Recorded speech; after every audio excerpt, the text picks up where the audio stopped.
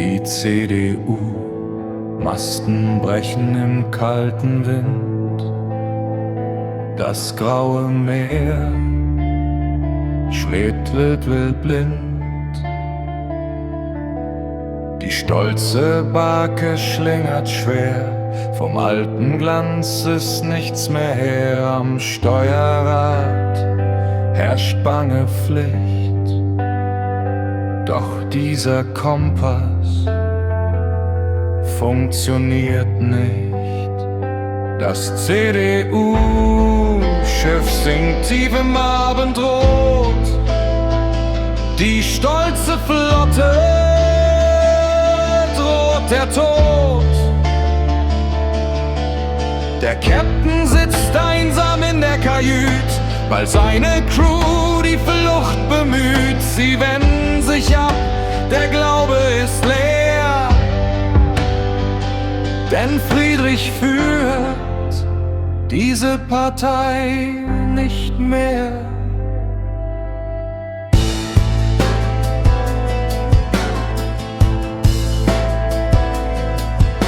Er spricht von Kurs und fester Hand, doch treibt das Wrack direkt an die Wand. Die CDU-Mannschaft merkt es viel zu spät, wie falsch der Wind von oben weht. Die Ersten springen über Bord, kein Vertrauen mehr in sein Wort.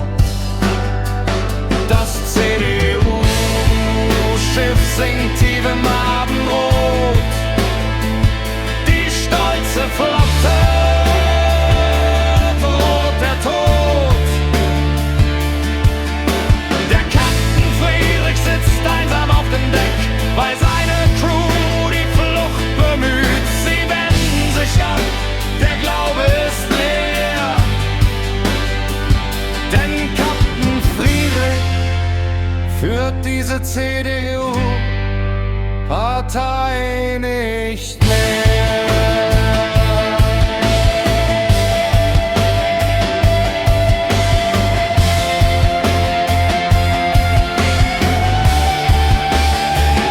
Man kann nur hoffen auf den Verstand, dass die CDU-Crew die Zeichen der Zeit erkannt.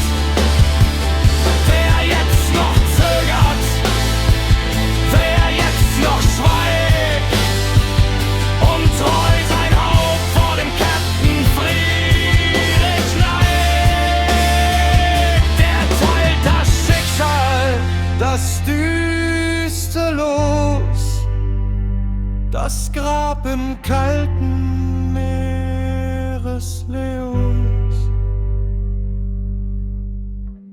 Hören Sie weiter auf sein Kommando.